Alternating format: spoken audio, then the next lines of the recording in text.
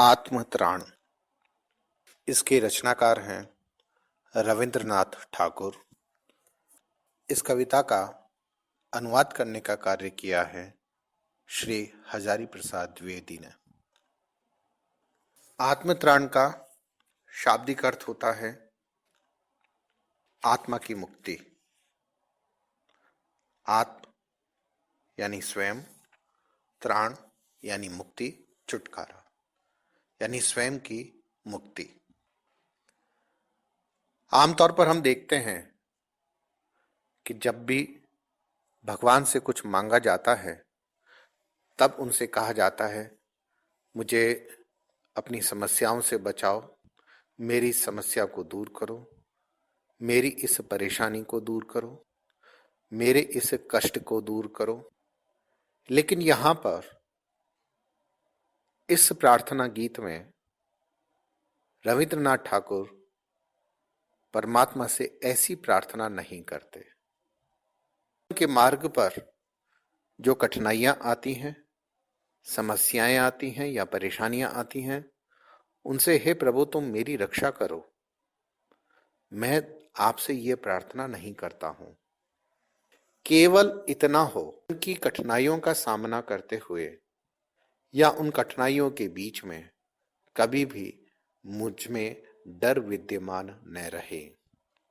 हम सब जानते हैं कि व्यक्ति जब डर जाता है तो उसका सामर्थ्य, उसकी क्षमता, उसकी मुकाबला करने की ताकत समाप्त हो जाती है। कवि कहते हैं कि दुख ताप से व्यथित चित्त को न दो सांत्वना नहीं सही, तो आप उसे उसके दुख को दूर करके उसकी हिम्मत भले ही न बंधाओ, पर इतना होए।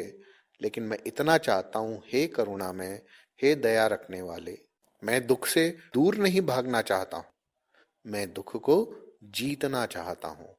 कवि रविंद्रनाथ ठाकुर यह प्रार्थना करते हैं कि कोई कहीं सहायक ना मिले, कि कहीं पर भी जीवन के किसी भी मोड़ पर भी कोई भी सहायता करने वाला नहीं मिले, तो भी मुझे अपने बल पौरुष पर, अपने सामर्थ्य पर, अपनी क्षमता पर मेरा जो विश्वास है वह डिगे नहीं। यानी मेरा विश्वास अपने पराक्रम पर, अपनी क्षमता पर, अपने सामर्थ्य पर कायम रहे, बना रहे। हानि उठानी पड़े जगत में, लाभ अगर वंचना रही, वंचना का अर्थ होता है धोखा, तो लाभ अगर धोखा रहा, कि लाभ की भावना धोखा रही, तो भी मन में ना मानू शय, तो भी मेरे मन में कभी भी यह भाव पैदा न हो कि यह तो मेरा नुकसान हो गया है, कि इसने तो मुझे नुकसान पहुंचा दिया है। तो मन में किसी भी प्रकार का क्षय होने की भावना पैदा नहीं हो। मेरा त्राण करो अनुदिन, अनुदिन प्रत्येक दिन, त्राण यानी मुक्ति। तुम मुझे मेरे कष्टों से प्रत्येक दिन मुक्ति प्रदान करो।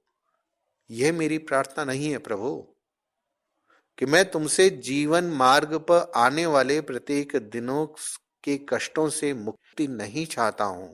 बस इतना होए, इनको यदि तुम लघु न करो, लघु मतलब कम करना, छोटा करना, कम करना, इस इतना भार मेरे ऊपर दे दिया है, कितनी जिम्मेदारियां मुझ पे लाद दी हैं, इन जिम्मेदारियों को कम करो, इस भार को कम करो, इस कष्ट के भार को, दुख के भार को कम करो।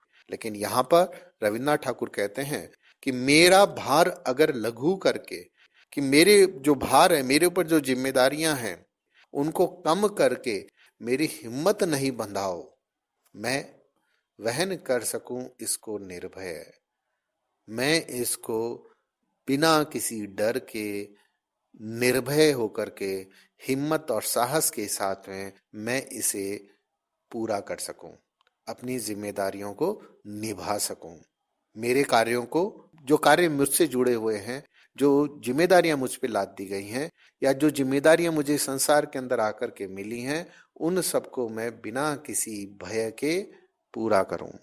नत शिर होकर सुख के दिन में, तव मुख पहचानू छिन छिन में। नत शिर, नत मतलब झुका करके, शिर यानी सर। तो अपना सिर झुका करके भी अपने सुख के दिन में जब व्यक्ति सुखी होता है तब उसे परमात्मा की याद नहीं आती है। लेकिन यहां पर कवि कहते हैं कि अपने सुख के दिन में भी मेरा मस्तक तुम्हारे आगे झुका रहे। तव मुख पहचानू क्षण क्षण में, अब प्रत्येक क्षण तुम्हारे मुख को मैं पहचानूं। तव तुम्हारे मुख मतलब मुंह को मैं पहचानूं, यानी तुम्हें कभी भूलूं नहीं।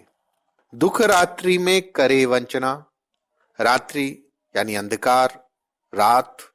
हम जानते हैं कि जब अंधकार होता है तो उसमें कुछ भी दिखाई नहीं देता है।